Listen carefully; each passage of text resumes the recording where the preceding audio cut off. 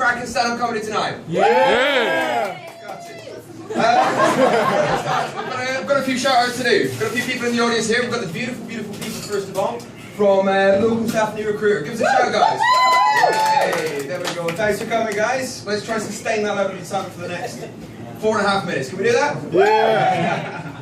We've also got a couple of very, very special people to be in the audience. We've got my very own mummy and daddy, ladies and gentlemen.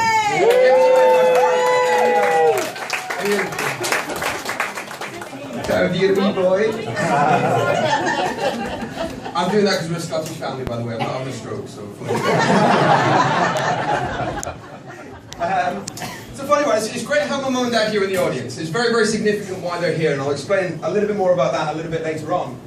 But the one thing I am having trouble with is the little voice in my head. Not that little voice that was kill, kill, kill, stick with his head. That's one side, we'll come back to that. Yeah, the voice I'm talking about, and I'm sure everybody gets this, it can't be just me. That kind of peeps your voice in your head. Let's call it the voice of reasoning, shall we? You know the voice that tries to discourage you when you're doing something, where you're about to do something that is going to be really, really silly. You know the one I mean? The one that goes, Aaron, I don't think you should do that. That seems like a pretty bad idea. No, in fact, no. You definitely shouldn't do that. That is an absolutely terrible. No, don't. Whatever you do, don't. See? Told you shouldn't have done it. But it's also the voice that encourages you. You know, it's the voice that kind of makes you do stuff, makes you go the extra mile and do the next bit. Go on, man, just do it. Get in there. Go on. Go on. Now, this is the problem I'm having right now. This voice from my parents in the audience is kind of split in two ways. On one side, it's saying, I'm having trouble with the wire here. Additional problem.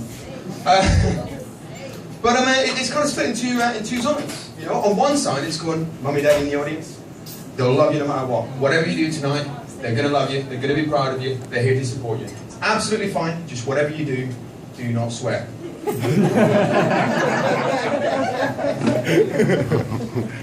Now, the other half of the voice is a little bit more direct. It's going, Aaron, whatever you do, don't fuck up. I'm sorry, Mum. She just looked over at my dad going, it's alright, Chris. We've got 2 other kids.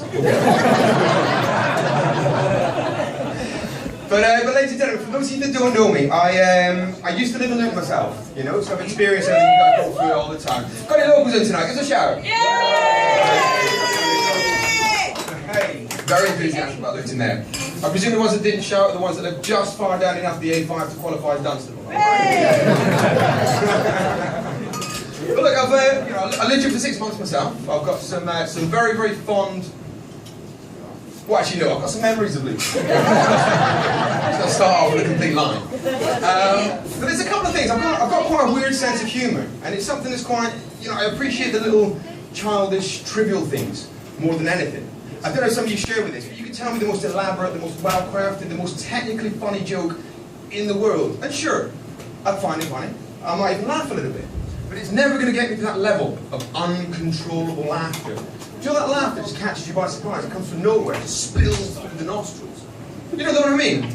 See, for me, it's tiny, tiny little things. Things like signs. Signs really amuse me more. I'll give you a couple of examples. Number one, I was on a night out in Nottingham once, and sign outside a bar. They're simple. No one's paying any attention to it. But to me, that was it. I was on my back, absolutely howling. See if you like this. All it said, quite simply, massive, massive letters. It said, free beer!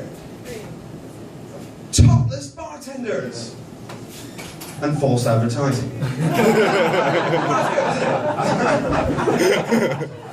But one thing I have taken away from Luton, for those of you that are local here, I don't know if you know the area, just over past the train station. That way, I think.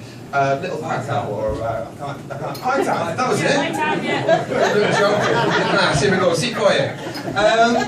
Pytown's a fantastic, fantastic place. As you know, you got me. Escalated into Lizo now. It's the arsehole of Luton. That's a polite way of saying it, wasn't it? But there's, as you walk up the little hill there, there's a little corner shop on the right-hand side as you walk up. I don't know if you guys have seen this, but it just caught me off guard one day. And little corner shop, it must be owned by either a Polish guy or a Pakistani guy or, well, I guess we're in Luton, isn't it? There's no middle ground, really, is there? But the shop quite simply says 2 words there. But these 2 words are so powerful to me that I felt the need to tell you guys. It simply says the word less, followed by the word price. Is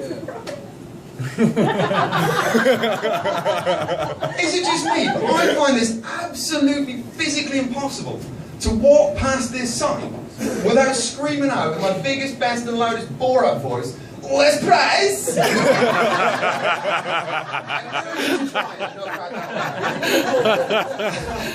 I've never actually wanted to graffiti something so much in my entire life. I really want to get up there on the marker and just write, "Haha, I like." Well, that's Luton for you. It's fantastic. But for those of you interested, I've been fortunate enough to escape the clutches of Luton. I've actually moved to London now.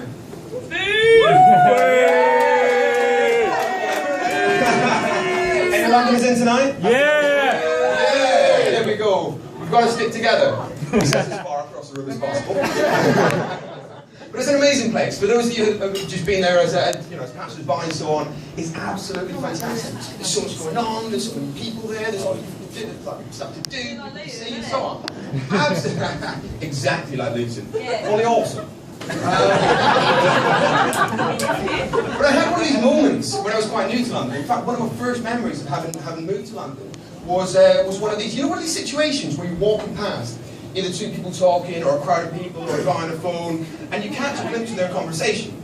Now, 9 times out of 10, it's something quite trivial, something quite mundane that doesn't mean anything. So you don't hear it, you carry on. Every now and again, they drop a little nugget in there. A little nugget that's so exciting that it just stops you in your tracks. And you think, goodness me, that is such a random phrase. I would love to know what kind of conversation that could plausibly fit in. You know, it could be someone on the phone walking past you like this going, "Ah, so Caterpillar Viagra?" It throws you, and you spend the rest of the day trying to fit that into a context, don't you? One of my first memories of London was a similar situation to this. I was walking out of Tower Hill Station. I don't know if you guys know it. Now, what I didn't know then, that I know now, is that they're constantly holding these wee tours. And they tour around, whether it's a Tower of London tour, or the Big Fire, or a Jack the Ripper tour, and things like that. So that was quite exciting, so I was quite happy. Now, I walked past as this tour guide was mid-flow. And I walked past, and all I've heard him say is this: prostitutes. Let's think about prostitutes for a moment. What kind of conversation, what kind of tour does that fit in? I would absolutely love to be on that tour. Now, I have lost sleep over this, ladies and gentlemen. I couldn't get it out of my head for time and time and time. I was trying to put that into some kind of plausible context that would actually give it meaning. Now, I'll throw it out to you guys, a bit of a challenge. You know, find us on Twitter, find us on Facebook, whatever. If you can find the sort of tour that sort of thing fits in, let me know, we'll Google it, we'll get on that tour. Right? Now, I've given up on it. I've totally conceded on this. You know, you know what? There is no place that phrase can possibly fit. For all it matters, the guy may as well have been stood there going, prostitutes. Let's think about prostitutes for a while. Oh, prostitute.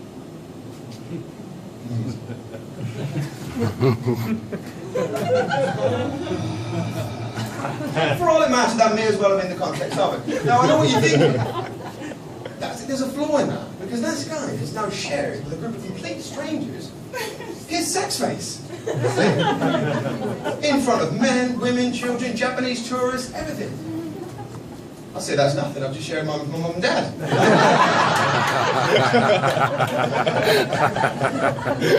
Ladies and gentlemen, look, this has been absolutely fantastic. You know, when I came up here, the guy said, "You've got 5 minutes, stick to it."